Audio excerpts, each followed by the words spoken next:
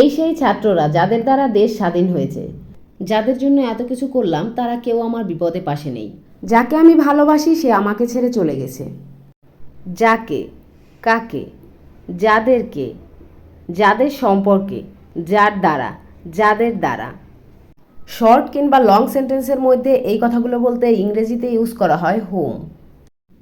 হুম হচ্ছে হু এর possessive form.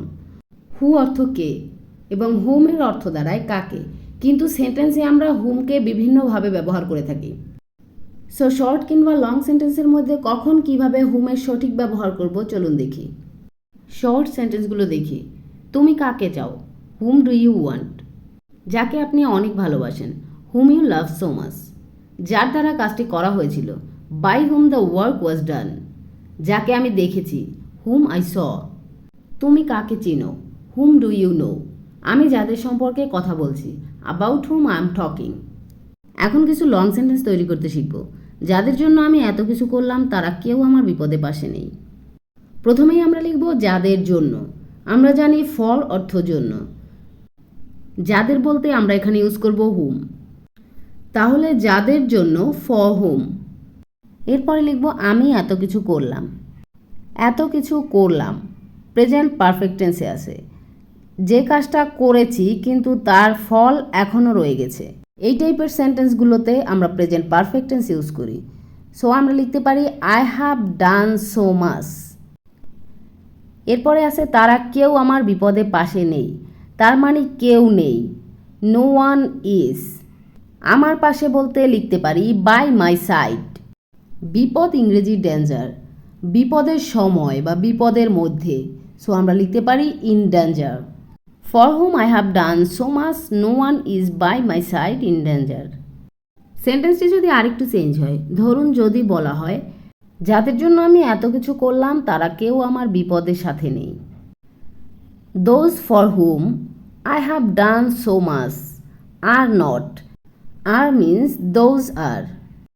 যাদের কথা বলা হয়েছে তাদেরকে বোঝাতেই এই আর ব্যবহার করা হয়েছে। ইট মিন্স তারা বলতে এখানে আর ব্যবহার করা হয়েছে। তারা কেউ আমার বিপদে আমার সাথে নেই। আর নট উইথ মি, সাথে নেই তাই উইথ ব্যবহার করা হচ্ছে। উইথ অর্থ সাথে।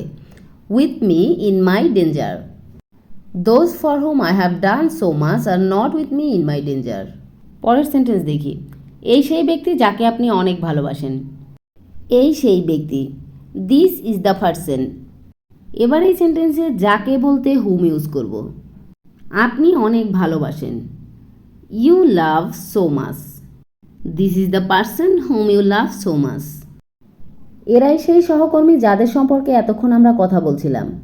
প্রথমেই আমরা লিখব এরাই সেই সহকর্মী। THIS, দিস এর প্লুরাল ফর্ম THESE, দিস। এইটি বোঝাতে ব্যবহার করা হয় দিস ইজ। আর যখন আমরা বলতে যাব এইগুলো বা অনেককে বোঝাবো তখন দিস ব্যবহার করব। প্লুরাল সাবজেক্টের পরে স্বভাবতই ভার্ব হিসেবে আর বসে। সো আমরা লিখতে পারি these are the colleague.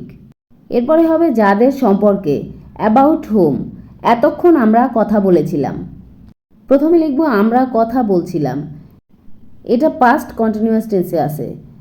So past continuous টেন্সের গঠন হলো ওয়াজ ওয়্যার এবং ভার্বের সাথে আইএনজি। সো আমরা লিখতে পারি উই ওয়্যার টকিং। আমরা কথা বলছিলাম এতক্ষণ ধরে বা এতক্ষণ, so long. Finally it will be these are the colleague about hmm we are talking so long. Next, এই সেই ছাত্ররা যাদের দ্বারা দেশ স্বাধীন হয়েছিল। এখানেও আগের সেন্টেন্সের মতো একইভাবে লিখতে পারি these are the students.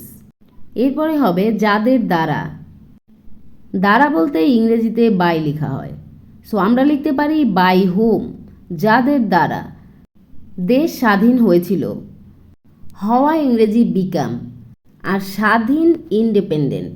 So এটি হবে দ্য কান্ট্রি বিকাম ইন্ডিপেন্ডেন্ট।